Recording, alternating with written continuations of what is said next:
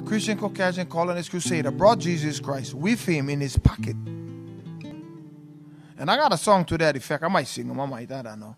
It's Jesus Christ, a partner in the crime.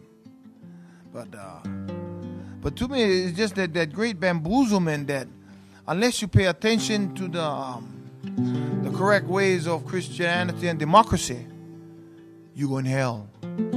I'm here today regarding Kawaiahao's revised compliance reports, and I understand that they had submitted them for 2006 and 2008, which shows that the church didn't understand their grant agreement or what they could spend the monies on, or perhaps willfully disregarded the grant. In any case, it doesn't change the fact that they initially spent the money on inappropriate expenditures such as the wedding center and the remodeling of the sanctuary windows, and are now trying to conveniently substitute expenditures to fit the grant requirements, which I find is unacceptable, and ask our other grantees treated with equal leniency as they are.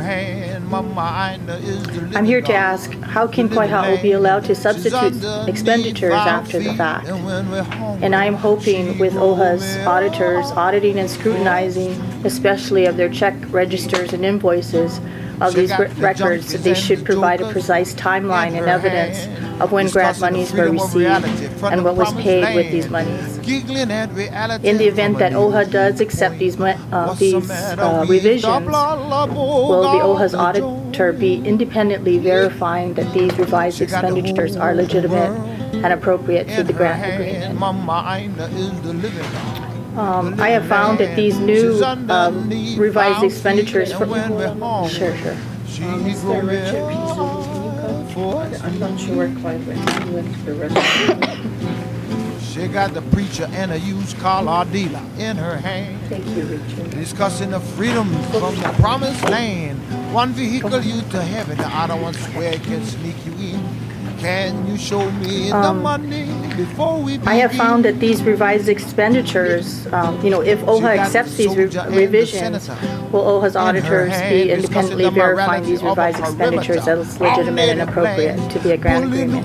I have found that these revised expenditures for contractors like Franklin Wong, Ku'iwalu's cultural specialists, and CMND are still problematic with many discrepancies, and I do have copies of the contracts today to share with you.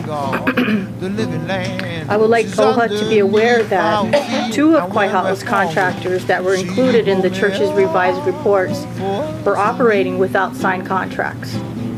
The third contract, Ku'iwalu's contract, was paid beyond their contract of $75,000 and actually were paid by OHA's money, grant monies, of an additional $34,000 without any modification to their contract. So you can see that these three contractors, their contracts were not listed in Kawaiahao's revised compliance report dated December 31st, 2006. I found just in that report that Franklin Wong, which was substituted for the bookstore renovation, payments to him were between April 21st and December of 2006. Yet he didn't sign a contract with the church until February of 2007. Interestingly, OHA's grant's first disbursement for $500,000 was in June of 2006, yet a check was cut to him prior to the disbursement on April 21st, 2006. In regards to CMND management, expenditures were between January 2006 and November 20th, 2006. And they never signed a contract, CMND, and eventually were fired in September of 2006. This is per the MPCC meeting minutes. Again, 6 checks were cut to this firm prior to the disbursement of OHA's first payment to the church in June of 2006. Ku'iwalu's contract only written for $75,000. They were overpaid with OHA monies, and they were paid way beyond their contract of grant monies, which was in the amount of $34,000. So today I'm just strongly suggesting that your auditors review these original contracts of these particular 3 contractors and the revisions that were submitted in the compliance report. To date, I still don't believe that Kawaiahao can still afford this building. We just had a congregational meeting on October 30th, and the budget doesn't look good. We're still borrowing on average about $600,000 from our endowment, which should be going towards the building. But that endowment, the church having to borrow from that endowment because there is no other source of revenue coming in, is going to really jeopardize the church financially and could possibly bankrupt the church. I don't see how they also can. They have not provided the members or the church with any kind of an analysis for finishing the building and then also to maintain the building after for the betterment of Native Hawaiians and the community. So, thank you. The Christian Caucasian colonist crusader brought Jesus Christ with him in his pocket. Why the church? I got a song to that effect. The church is digging up all the EV kupuna. Jesus Christ. Get your information. Digging them up. Pardon? Digging them up. I'm a Hawaiian national. Yeah, but the problem is you're being I charged. don't recognize the American authority. Okay, so you're refusing to leave at this time? I'm documenting. Correct ways of Like Christianity and are you democracy. refusing to leave this property? I'm documenting. We're asking you to leave on behalf of the church. I find that I'll the be fraud leaving. of God. Okay, no. I'm just right waiting until this Overtaking the common documentation natural If you is don't leave sense at of this the Malama. time, we're going to have to arrest you as well, you understand? As you praise glory to the food on your table. Are you going to leave right now? To protest, that's fine, no problem. Here's this first song. You know what? You're hurting my hand, girl. You're hurting my hand. No, you are. You're grabbing my arm and then put your handcuffs. Got the whole Squeezing my arthritic hand. her hand. Now. Mama, I know, but the handcuff is. You get that? The handcuff is. she's You get that? underneath our feet. Hey, ma'am, I need you to leave the property. Stop digging up that evening. Thank you. She got the whole world in her hand. Mama, I'm the living land. She's underneath our feet, and when we're home, she go me for us to be. She got the junkies and the jokers in her hand, discussing the freedom of reality from the promised land, giggling at reality from a needle's viewpoint. What's the matter with the blah blah God the joy? Aloha mai. She got the whole world in her hand. My name is Kamawela Andrea Kupuna ni Alio Kamakalai. I'm going to try a different approach today. Take my friend Ike's words to heart and come with a humble heart. I'm going to try this, see if it works. Discussing the freedom from the promised land. One vehicle to heaven, the other one to If you allow me, I just want to open with a really Oli Mahalo. I can put myself in a good space.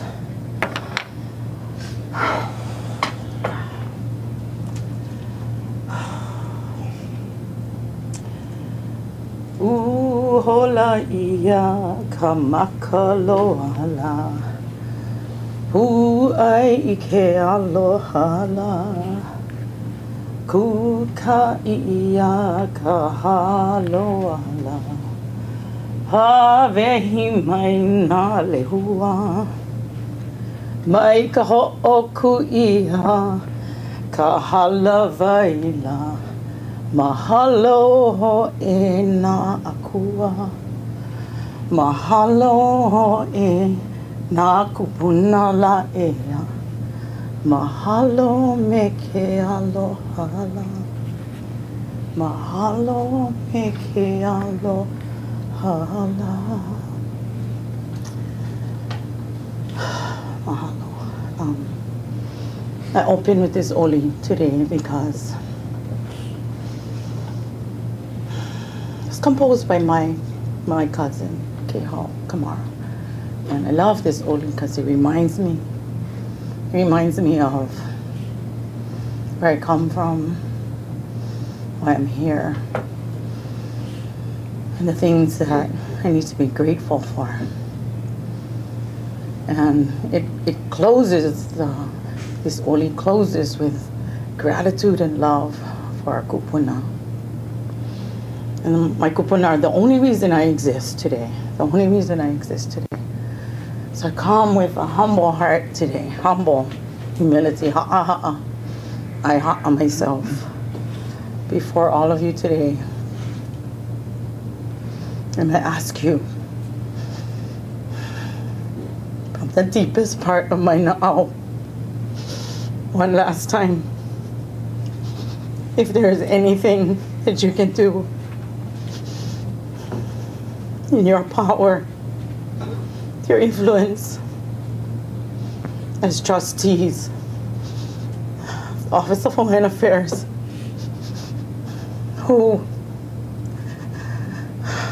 have been tasked with the kuleana of ensuring that the beneficiaries of this trust, living, dead, and to come, if there's anything in your power that you think you can do to help our iwi kupuna and Kawaiahao Church to just help stop the hell that's going on over there. I just humbly ask you to just look into your own hearts, look into your own now. Do something, do anything to stop what's happening over there. I attended the Oahu Island Burial Council meeting yesterday, and there were two representatives from the church there. One was Don Chang, who is their consultant. He's been paid over $300,000 already. $300,000 to ensure that Kawaiahao Church can get away with the things they get away with. And Don Kendek, who's in charge of the multi-purpose center project.